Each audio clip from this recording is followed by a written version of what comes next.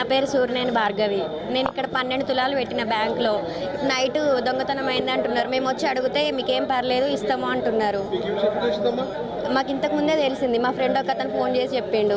మేము భయపడి వచ్చినాం. ఇక్కడికి వచ్చి అడిగితే ఏం పర్లేదు వస్తుంది అంటున్నారు. ఇక్కడే బ్యాంకులో పనిచేసే అతను తీసుకున్నాడు అంటున్నారు. మరి బ్యాంకులో పనిచేసే అతను తీసుకుంటే వీళ్ళు ఏం చేస్తున్నారు? మేము బ్యాంకు కదా నమ్మి ఇక్కడ మా ఇంట్లో ఉంటే జాగ్రత్తగా ఉండదని ఇక్కడ పెడితే వీళ్ళు ఇట్లా చేస్తే మేము ఏం చేయాలి? మేము 1 కాదు 2 కాదు 12 తులాలు పెట్టినాము. మేము తినక కష్టపడి చేయించుకున్న బంగారం ఇది ఇక్కడ పెడితే ఎట్లా? ఈ బ్యాంకులను నమ్మకపోతే మేము ఎవరిని నమ్మాలి? ఇంకా బయట ఉంటే భద్రత ఉండదని చెప్పి మేము బ్యాంకులో పెట్టినాం. బ్యాంకులలో కూడా భద్రత లేదు. ఏం చేయాలి? మేము ఎవరిని అడగాలి? ఇప్పుడు మేనేజర్ సార్ లేడు వచ్చి కలుద్దామంటే ఇట్లా జరుగుతుంది. నాది రెండు ఇట్లలో పెట్టినా. నేను సూర్యనేని భార్గవి అని 2 పేర్లు పోయినాయి. మొత్తం 12 తులాలు ఉంది నాది.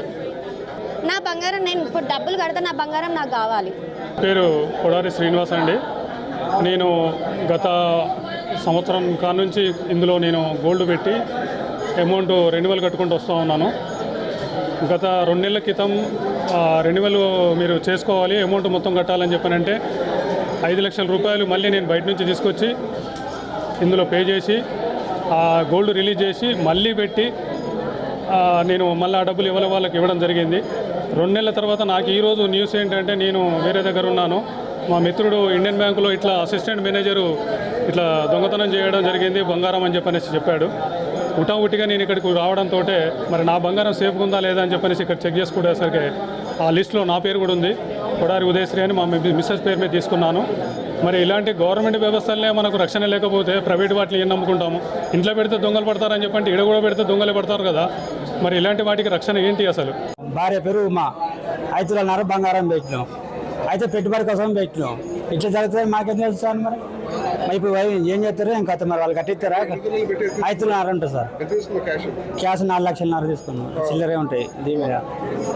పెట్టుబడి కోసం పెట్టుకున్నాం. ఇట్లా చేసి మనకేం తెలుసు? ఇవాళ పొద్దు 9 గంటలకు తెలిసి బాయికాడికి పోదామని అనుకుంటానా. అది ఇంతగా ఫోన్ వచ్చింది. ఇక ఆదల బాధలో ఇటు వచ్చింది. బాయికాడి కూడా పోవాలి. ఇక ఇంతగా సతీష్ చెప్పిండు. ఇప్పుడే వచ్చింది సార్. అడగామని అనుకుంటారు. ఇక మాట్లాడదా అంటే వచ్చిన లిస్ట్ వచ్చింది. పోయింది. కూరుపాక అని పేరు ఉంది. పోయింది. అయితే మావాడు ఇంకో అబ్బాయిని పంపుతున్నట. వచ్చినాక అని చూస్తాను. మా పేరు నీరుటి రాము అండి. మా మిస్సెస్ పేరు మీద నేను కొంత బంగారం ఇండియన్ బ్యాంక్లో లోన్ తీసుకోవడం జరిగింది సార్. బ్యాంక్లో భద్రత ఉంటుంది. బయట లోన్ తీసుకునేదానికంటే బ్యాంక్లో బాగుంటుందని చెప్పి ఇక్కడ పెట్టి మేము లోన్ తీసుకోవడం జరిగింది. కానీ బ్యాంకులో కూడా ఇలాంటివి జరుగుతాయని మాకు తెలియదు. మాకు కూడా అది ఇప్పుడే జరిగింది. మా బంగారం వెరిఫికేషన్ కోసం వచ్చినాం సార్. బయట కొంత లిస్టు పెట్టారు. ఆ లిస్టులో అయితే పేరు లేదు. కానీ లోపల అది ఎంత పోయింది ఏంది అనేది క్లారిటీ లేదు సార్. దయచేసి దాని వివరాలు తెలపాలని చెప్పి మేనేజర్ బ్యాంకుకి వచ్చినాం సార్. బ్యాంకులో ఆడిట్ జరిగింది. ఆడిట్ జరిగినప్పుడు కొంత బంగారం మిస్ అయిందని చెప్పి తెలిసింది సార్. మాది ఉందో లేదో చెక్ చేసుకుందామని వచ్చాము. లిస్టు పెట్టారు. బయట ఒకటైతే మిస్ అయిందని చెప్పి లిస్టు పెట్టారు. ఆ లిస్టులో అయితే మా పేరు లేదు సార్. మరి పేరు లేనంత మాత్రాన మా బంగారం ఉందో లేదో మాకు క్లారిటీగా తెలియదు. అది ఒకసారి మేనేజర్ గారిని అడిగి చెప్పలేము సార్. బ్యాంక్ అన్నప్పుడు చాలా మంది ఉంటారు కదా, చెప్పలేము. ఇది వ్యవసాయ పెట్టుబడుల సీజన్ కాబట్టి రైతులు చాలా మటుకు లోన్లు తీసుకునే ఉంటారు. అది ఎంత ఉంది ఏంది అనేది క్లారిటీ తెలియదు. అధికారులు తెలిపితే కానీ మనకి ఏది సరిగ్గా తెలియదు సార్. ఇప్పుడు మనకి